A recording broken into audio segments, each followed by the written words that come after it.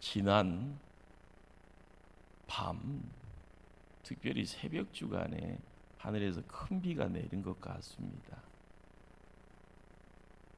저의 허락도 없이 비가 내린 것 같습니다. 옛날에는 비가 온 뒤에는 종종 무지개를 보곤 했습니다. 그러나 요즘 보기는 어렵습니다. 제 기억 중에 변산 가다가요, 특별히 청소년 수련회 여름 때입니다. 쌍무지개가 하늘에 떠져 있는 것을 보고요, 제 입에서 자연스럽게 아름답다 이렇게 탄성을 발했던 기억도 있습니다. 적당한 비는 농부들에게는 풍년을 안겨줍니다. 인간과 자연에게는 생명과 푸르름을 선물합니다. 그러나 죄악이 만연했던 구약의 노아의 때에 하나님이 세상을 물로 멸합니다. 인간에게는 불가항력적인 상황이 연출이 됩니다. 싫어요 해도요 안 됩니다. 단지 노아의 식구가 110년에 걸쳐서 만들었던 방주에 거하는 이들, 하나님 불러 세웠던 동물들만 생명을 구원받습니다. 누구에게나 그 불가항력적인 상황이라는 것, 사람이 할 수 없다는 겁니다. 빠져나올 수 없는 그 자리. 창세기 7장 11절은 이런 말씀을 기록합니다. 큰 기쁨의 샘들이 터지며 하늘의 창문들이 열려 40일 주야 동안 땅에 쏟아졌다고요. 제가 형님으로 모시는 성경 통독원의 가평, 경기도 가평에 있는 조병호 목사님이요, 통독에 관한 책을 쓰는 그 자리에 이 노아의 홍수 부분에 이런 이야기를 기록을 해놓았습니다. 쏟아지는 심판의 그 광경을 상상을 하면서요, 그 노아의 홍수를 하나님의 눈물이라 명명을 합니다. 배은망덕하고 금수보다 못한 인간들을 향하여 쏟아붓는 심판의 자리에서요, 하나님의 눈물을 보고 있습니다. 우리가 이 시대를 보면서도요, 나 잘났어, 나 똑똑하요, 나 깨끗하요, 나 죄진 것 없어요 라고 이야기를 할지언정요, 그것의 판단은요 사람 하는 것 아닙니다. 하나님이 하실 겁니다. 이 땅의 공생애를 시작하시면서 예루살렘을 바라보시면서 눈물 흘렸던 예수님의 모습이 겹치는 이유가 무엇입니까? 오늘은 한국교회가 지키는 성령 강림주일입니다. 하나님께서 사람을 만드셨더라, 하나님과 떨어질 수 없는 관계를 맺었다라고 하는 살아있는 비밀은요, 우리 안에 생기를 부어 놓아 주셨다는 겁니다. 우리는 생기를 품고 있는 존재입니다. 흙덩어리 인간에게 활력의 영을 불어넣어 이 땅을 살아가게 해주셨습니다. 특별히 욥기 32장 8절과 33장 4절은 성령님은 다이나믹한 새 기운을 불어넣어 주심을 이야기를 해줍니다. 전능자의 기운으로 다시 살아나게 하신 겁니다. 이러한 사실을 우리가 죄의 기운 때문에 망각하고 상실하고요, 그냥 무계획적으로 정처 없이 뚜벅뚜벅 살아가고 있는 이때, 우리의 현실의 모습, 내가 어떠한 존재인지를 전혀 모르고 살아가는 이러한 모습이요, 믿는 우리에게도 연출이 되어지면 우리는 불쌍한 인생이 되어질 겁니다. 예수님께서도 믿는 자들에게 성령을 선물로 주시는데 한량없이 주신다 말씀합니다. 예수님이 부활하신 후 제자들을 만나자마자 맨 처음 축복하시는 말씀이요, 성령 받으라였습니다. 예수님께서 승천하실 때 제자들에게요 말씀합니다. 하늘의 능력을 받으라고요. 그로부터 50일이 지난 후에 오순절 절기에 성도들이 모입니다. 예루살렘 마가의 다락방이에요. 모든 사람들은요 성령의 능력 받기를 소원합니다. 우리는 그 능력 받는 그 자리에 우리는 그것을요 성령 세례 받았다라고 이야기를 합니다. 하늘의 새 기운을 받은 겁니다. 이것이 성령 강림의 축복입니다. 그래서 성령 받은 사람들은 창조 때의 본연의 모습을 찾아가는 회복되어짐의 내용들을 깨닫게 됩니다. 우리는 성도라고 이야기합니다. 성도는요 많이 배워서 성도가 아니고요, 많은 돈 갖고 있어서 성도가 아니라 내가 예수님을 믿습니다 라고 할 때 하나님이 우리에게 거룩의 옷을 입혀주실 때 성도라 이야기 되어집니다. 거룩의 옷을 입혀주시니 우리는 구원받은 백성이다 이야기합니다. 구원받은 백성이니 천국 소망 가지고 뜨복뜨복 가는 겁니다. 천국 소망의 내용이요 미래적인 그 시간대로만 국한되는 것이 아니라 이 자리에서도 하나님 나라 지켜갈 때 보여지는 두려움의 내용, 내 힘으로 할 수 없는 고난의 여건들까지도요 넉넉하게 이겨나갈 수 있는 힘을요 우리에게 주신다라는 겁니다. 내 안에 생기가 넘치더라, 힘있게 활동할 수 있게 만들더라. 그러기에 성도는요 성령 충만해야 합니다. 오늘 이 성령 강림주의를 통하여서 새 구인의 성령으로 충만하기를 주의 이름으로 축원을 드립니다. 오늘 읽은 본문은 예수님이 공생애를 시작하면서 드러낸 사건입니다. 예수님 죄 없으신데도 세례를 받으시러 요단강을 찾아갑니다. 예수님은 자기가 죄 없는 하나님의 아들이라는 자존감을 안전히 내려놓으시고 세례 요한에게 머리를 숙입니다. 그리고 기도하면서 세례를 받습니다.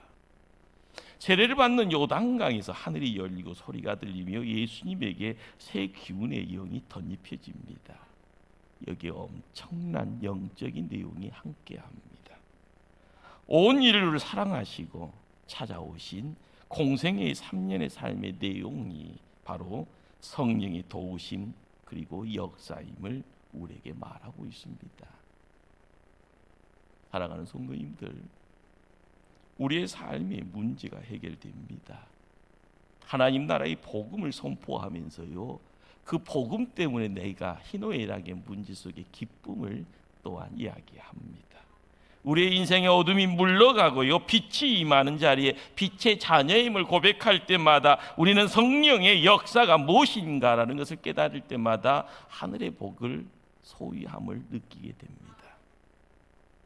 우리가 이 인생을 살아가면서요 10년 전과 이 시점과 10년 후의 삶의 모습을요 나는 이렇다라고 이야기할 수 있는 사람 누가 있겠습니까? 과거는 과거대로요 황금 송아지 이야기는 누구나 이야기할 수 있습니다. 아닌 것도 있다고 할 수 있는 것, 우리의 뻔뻔함이 있습니다. 그러나 10년 후와 영원의 시간까지요 우리가 살게 한다고 되어지는 것 아니고요, 우리가 힘쓴다고 해서 되어진 것 아니고요, 우리가 용쓴다고 만들어지는 것 아닙니다. 우리는 영적인 세상에 대한 부분들 그것을 얼마나 많이 알기를 원합니까? 이 세상 살아가면서요 물질 세계에 국한되어져 물질 세계에 포위되어져 거기에 함몰되어지고 있는 삶의 자리입니다. 누군가가요 기뻐합니다. 누군가가요 그냥 활기차게요 날랄루루 합니다. 봤더니요 돈 들어온다는 겁니다. 나는 부자 됐다라고 이야기합니다. 자녀들의 인생길이요 뻥뻥 뚫리면서 자랑거리요 많아졌다고 합니다. 내 목에다 힘주고요 갑질할 수 있는 자리에 있다라고 생각하면서요 어디를 간다라고 할 때요 사람들이 저 사람 복 받았네 그런 이야기합니다. 그런데 그의 진정한 복일까요? 그건 아닌 것 같습니다. 물질에 국한되어져 있는 상황 속에서 내가 소유되어 있는 것 가지고만 이야기되어지는 것 아니라는 겁니다. 하나님 나라를 이야기하면서요 하나님의 기운을 품고 다니며 하나님의 음성이 내 삶에요 나아갈 바와 가야 될 자리를 명할 때 그 말씀에 따라 움직여 갈 때마다 어려워요, 힘들어요, 할 수 없어요. 그렇지만 그 자리에 세움받는 것이 기적이고 그것이 하나님의 역사임을 이야기할 수 있게 되어질 때 진정한 복의 내용이 거기 있음을 깨닫게 될 줄 압니다. 물질 세계를 넘어가는 것은요, 영적 세계입니다. 보이는 세상을요 지배하는 것은 보이지 않는 세상입니다. 우리가 깨달음의 내용이요, 내가 공부한다고 되는 것이 아니라 하나님이 주셔야만이 진정한 깨달음의 자리인 줄 믿습니다. 일반적으로 성령 강림주일은 사도행전 2장에 등장하는 오순절 사건을 기초로 합니다. 그러나 예수님이 세례 받으실 때 하늘로부터 성령이 내려오는 그날이 어떻게 보면 오늘 본문이요, 성령 강림의 시작점이라 시발점이라 이야기할 수 있을 겁니다. 중요한 것은요, 성령님은 새 기운의 영이라는 겁니다. 새로운 활력을요 샘물처럼 새 기운이 솟아나게 하고 생수의 강물이요 내 안에서 펑펑 넘쳐나는, 이것이 성령 강림의 축복입니다. 그러나 이 말 속에서요 갑작스럽게요 성령님을요 갑자기 축소하면은요 성령님은 작은 친구처럼 느껴질 수도 있습니다. 중요한 것은 성령님은 하나님이십니다. 하나님은 100을 이야기하면서 100을 쏟아넣었건만 나는 그릇이 하나의 그릇밖에 없으면 하나밖에 품을 수가 없다는 겁니다. 하나님은 크신 분입니다. 나는 지극히 작은지라 성령 강림의 내용이요 성령 충만으로 국한되어진다라는 것이죠. 깨달으셔야 됩니다. 해를 거듭나면서요 나의 그릇이 커져갈 때, 내가 품을 수 있는 내용이 깊이가 있을 때, 내가 힘이 있을 때요 내 안에 계시는 그 하나님의 역사, 성령님의 역사는요 강력하게 우리를 승리하게 만들 줄 믿습니다. 그러게요 성령님은 기도하는 자에게 새 기운을 주십니다. 누가복음 사도행전을 쓴 사람이 누가라는 사람입니다. 그런 의사입니다. 그런데 그 당대의 의사는요 이 시대의 의사와 과학자라는 이 두 가지 일을요 함께 어울리는 어떤 직업이 되어집니다. 어떻게 보면 그 당대의 엘리트이고 인텔이고요 똑똑한 사람이고 남들에게 자랑거리가 많은 사람이 누가였던 겁니다. 그가 누가복음과 사도행전을 써내려가면서요 가장 어필하고 싶었던 가장 중요점이 뭐였을까? 기도와 성령이었던 겁니다. 누가복음 1장부터요 기도를 통한 성령의 기적을요 최대한 부각시키려고 합니다. 이건 자기의 경험입니다. 영적 경험이에요. 이런 경험이 24장까지 기록이 되어지고요 과학자라고 이야기되어지는 그 머릿속에 보여지는 것이 뭐였는가, 들려지는 것이 뭐였고요 심장 속에 찾아왔던 내용이 무엇인가, 기도와 성령의 역사라는 겁니다. 그러기에 사도행전도 기도와 성령의 역사를요 평행선으로요 생생하게 설명해 줍니다. 기도가 없으면은요 성령의 역사도 없는 겁니다. 성령의 역사가 이루어지는 그 자리에는요 항상 따라오는 것이 기도의 자리였던 겁니다. 이처럼 누가는요 예수님이 성령 세례 받는 비결을요 기도라고 강조합니다. 본문 21절을 제가 읽습니다. 백성이 다 세례를 받을새 예수도 세례를 받으시고 기도하실 때에 하늘이 열리며. 마태, 마가, 요한복음은요 예수님 성령 세례 받았다라고만 설명을 합니다. 그런데 누가만 유일하게요 예수님 기도하실 때 성령님이 임했다라고 강조합니다. 성령님은 기도하는 자에게 내려오십니다. 성령님 자신이 바로 기도의 영이기 때문에 그렇습니다. 우리는 성령 받기 위해서 기도의 자리에 나의 무릎을 내려놔야 됩니다. 2000년 전 예루살렘 마가의 다락방에 모여있던 사람들 기도하다가 성령 받습니다. 그들은 성령 받기 위해 기도에 힘썼습니다. 기도에 전심전력했습니다. 기도에 힘쓴 만큼 성령 충만을 받았습니다. 성경을 읽다 보면은요, 복음서의 베드로와 사도행전의 베드로가 확 달라져 있는 것을 봅니다. 무슨 사건 때문에 그럴까요? 자기가 잘나서요 수제자라고 이야기합니다. 모든 것에 1번이었습니다. 그러나 예수님 마지막 자리에는요, 여인, 가냘픈 여인에게요 3번을 부인합니다. 나 몰라. 나 그 집안 출신 아니, 그 동네 출신 아니야. 뭐 하면서요 여인의 윽박지르면서 거짓말. 부활하신 예수님이 오셔서요 사랑한다고요 1번도 아니고 2번도 아니고 3번을 이야기합니다. 죄진 자만이 합니다. 미워해 본 자만이요 미움의 내용에 대해서요 이야기할 수 있는 겁니다.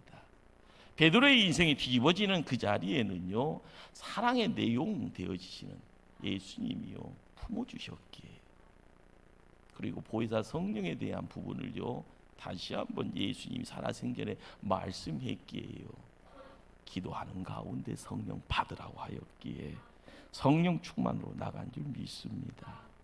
열심히 기도하는 중에요 성령 충만하니 하나님 말씀 증거하는 그 자리에 베드로의 역사가 아니라 성령님의 역사입니다.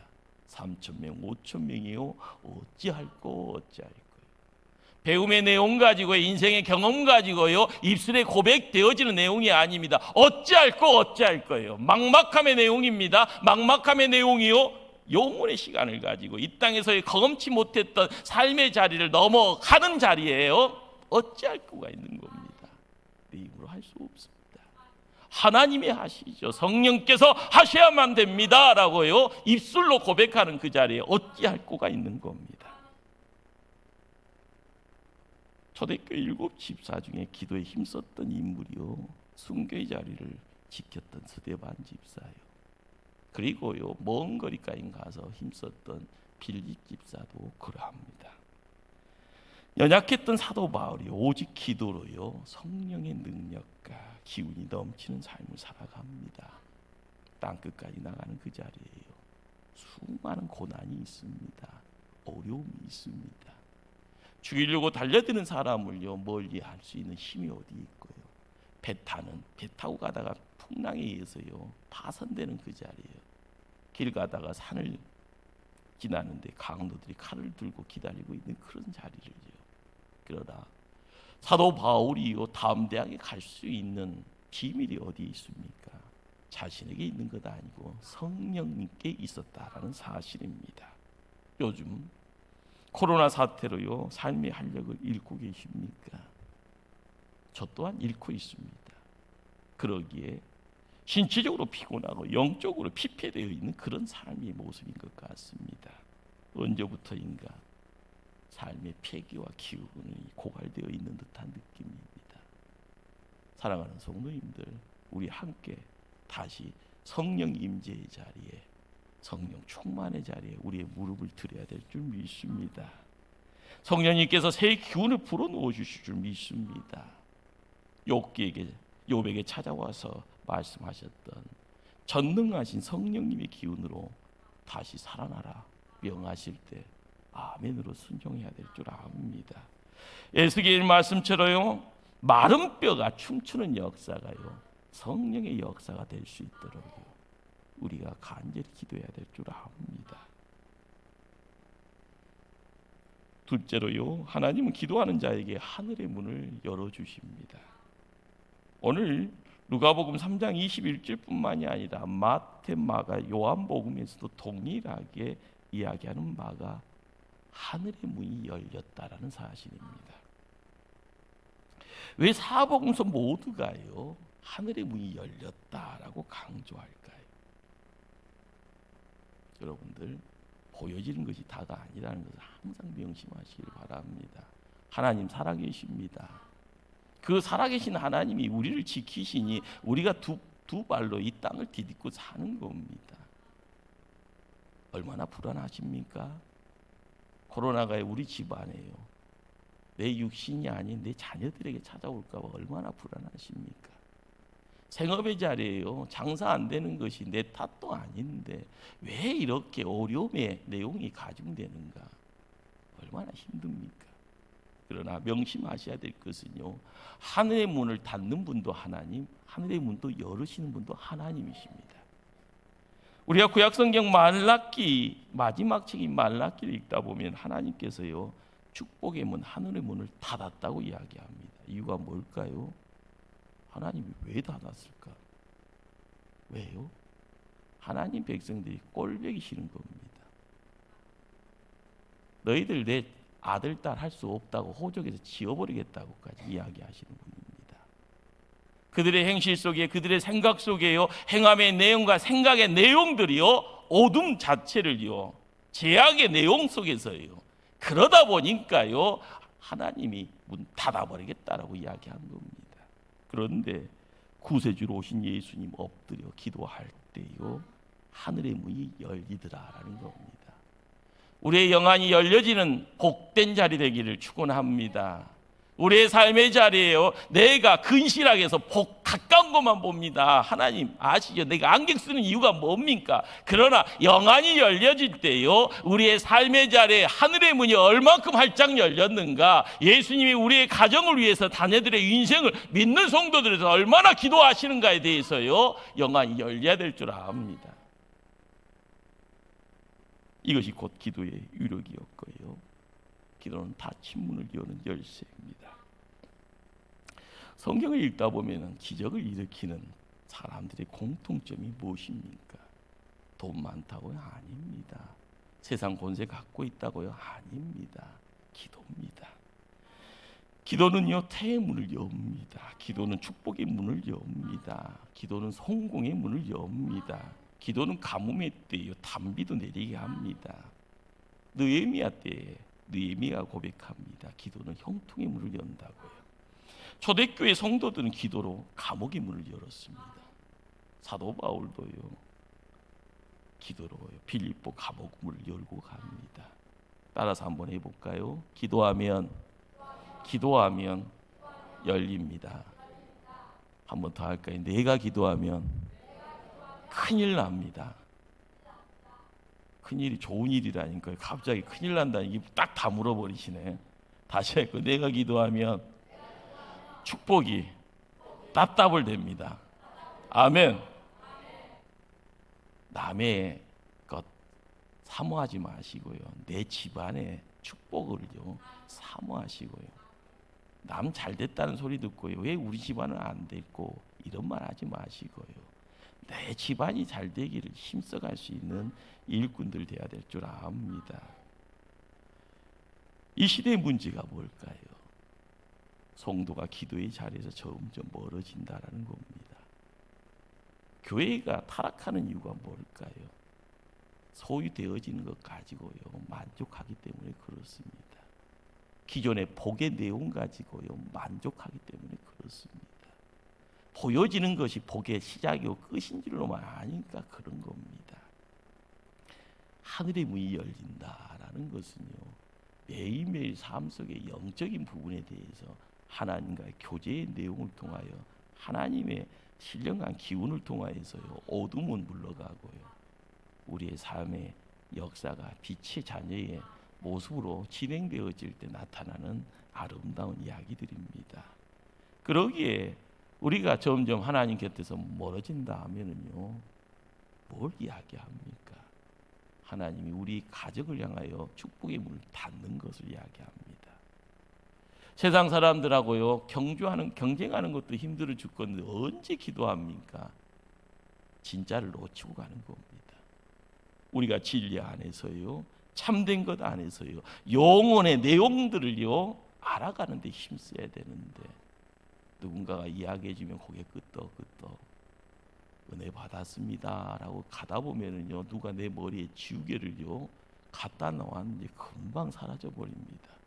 중요한 것은 내 삶 가운데 참된 것, 진리의 것, 영원함을요 내 스스로가 품어야 됩니다. 내 믿음 안에서 참된 것, 진리와 영원함이 살아나야 되고요, 내가 거기에 묶임 받을 때 하늘의 문이 열림을요 내가 볼 수 있게 될 줄 압니다. 힘으로도 안 됩니다. 능으로도 안 됩니다. 돈 많은 것으로도 안 되고요. 세상에 빽 가지고도 안 됩니다. 기도와 성령으로만 되어진다. 우리가 이걸 믿고 나가야 될 줄 압니다. 세 번째는요, 예수님은 기도하는 자에게 위로의 성령을 주십니다. 공생애를 시작하신 예수님, 뚜벅뚜벅 어디를 보고 가실까요? 십자가 보고 가셨습니다. 애로운 길이었고요, 고통의 길, 죽음의 길이었습니다. 그러나 오늘 우리에게 주시는 예수님을 위로하는 그 시간에 들려지는 하늘의 음성이 뭡니까? 너는 내가 사랑하는 아들이라, 내가 너를 기뻐하노라. 하늘의 음성. 이 음성은요, 3번 반복돼서 이야기되어집니다. 우리가 알아야 될 것은 세례 받았을 때만 들려지는 음성이 아니라 공생의 자리에 3번을 하나님의 음성이 들려집니다. 이 소리는요, 혼자가 아니다라는 그것을 또 깨닫게 하는 확인 도장이라는 겁니다. 애로운 가시밭길의 믿음의 도정에서 십자가 바라보면서요, 고난의 길, 죽음의 길 바라보면서 두벅두벅 걸어가는데, 너는 내가 사랑하는 아들이라, 내가 너를 기뻐하노라. 온 세상 지배하는 사단마귀 권세 앞에도 담대하게 두려움 없이요 전진할 수 있게 만듭니다. 이 시대에 예수 제자 되어 있는 우리가요, 이 시대를 살아가면서요, 코로나의 장벽이요 아무리 짙은 어둠이라 할지언정 내가 바로 어떤 존재라는 것을 깨닫고 투벅투벅 걸어갈 수가 있는 겁니다. 세례 요단강에서만 끝나는 것이 아니라 골고다 언덕의 십자가가 한눈에 보이는 것이고요, 참혹한 십자가 위에 놓여져 있는 육신, 예수님의 그 육신을 통하여서요 우리의 자유됨을요, 의인되어짐의 내용들을 깨닫게 됩니다. 너는 내가 사랑하는 아들이다, 내가 너를 기뻐하노라. 예수님이 이 땅에 오신 이유는요, 우리를 복되게 해요. 죄진 인생 어둠이에요. 흔적 가지고 세상 살아갈 수 없게 해요. 어둠의 흔적, 죄의 흔적을요 제해주시고자 오셨던 분입니다. 그분이 우리에게는요 구세주라 이야기합니다. 그러기에 이 하늘의 음성이 우리에게는 따뜻한 위로가 되어지는 것, 그 위로 붙잡고 더 열심히 내야 될 줄 압니다. 그러기에 어거스틴이요 우리에게 이런 이야기를 전합니다. 성령님은 우리에게 가장 매혹적인 위로자이십니다. 그렇습니다. 성도에게 이 세상 믿음으로 살아갈 때 위로의 성령님 의지하고 살아가야 될 줄 압니다. 하나님 품에 안겨 살면서요 평화 안식을 이야기하며 고백하며 살아가야 될 줄 압니다. 우리가 세상 살면서요 불가능하다고 이야기할 때 우리 하나님 뭐라고 말씀합니까? 모든 것이 가능하다고요. 너무 지쳤어요 라고요 눈물 콧물 쏟을 때요 뭐라고 말씀합니까? 내가 너를 쉬게 하리라 말씀합니다. 더 이상 못해요 라고 이야기할 때요 내 은혜가 너에게 족하다라고 하십니다. 앞이 캄캄해서요 나 더 이상 못 갑니다 라고 이야기할 때 내가 내 발을 인도하리라 말씀합니다. 그건 가치가 없는데요 합력하여 선을 이루는 가치가 있다라고 이야기합니다. 저는 제 자신 용서하지 못하겠어요. 우리 하나님 내가 너를 용서한다고 하십니다. 어떻게 해나갈 수가 없어요. 그럴 때마다 내 모든 필요를요 내가 채우마 말씀해 주십니다. 저는 항상 너무 근심 걱정 많아요. 너의 염려를 내게 맡기라고 하십니다. 너무너무 외로워요 이야기할 때마다요 하늘의 음성은 뭡니까? 내가 너를 떠나지도 않고 너를 버리지도 아니하리라 말씀해 주십니다. 우리는 아무리 암울한 환경 속에 있다 할지언정 버려진 인생 아닙니다. 집 나가서요 고통 속에서요 헤매는 인생 되어서도 안 됩니다.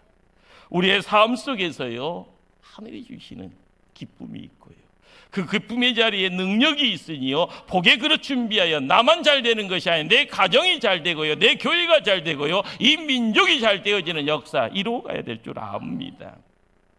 초대교회 그들이 살았던 시대적인 배경이 참 어려웠습니다. 로마 식민지에서요, 경제적인 억압 속에 수탈당합니다. 있는 것도 다 빼앗깁니다. 인간 대접 못 받고 내 생명이요 내가 주관자가 되지 못합니다. 잡아 죽이면요 죽음의 자리예요. 사자 앞에 끌려가면 사자의 밥이 되어지는 그런 자리. 예수 믿었다라는 그 단 한 가지 이유 때문에요 죽음의 자리까지 내몰렸기에 그 당대의 카타콤이 모습을 드러낸 줄 압니다. 그들은 지치지 않았고요, 그들은 우울하지도 않았고요, 그들은요 침체하지도 않았습니다. 이유가 뭡니까? 날이면 날마다요 성령님 붙잡고 가니 성령님께서 하늘의 위로로 그들을 세워 지켜갔다는 사실입니다. 우리가 살고 있는 이 시대요, 문제 많습니다. 내 눈에는 문제 없는 것처럼 있으면 여러분 복 받은 거지요. 그러나 그것도 삽시간에요, 누군가 걷어가면은 사방팔방이 가시밭길 될 겁니다. 그러나 이 시간 성령 충만으로 하늘의 음성을 듣고 갈 수 있는 복된 자 되기를 원합니다. 너는 내가 사랑하는 아들이라, 내가 너를 기뻐하노라. 기도하시겠습니다.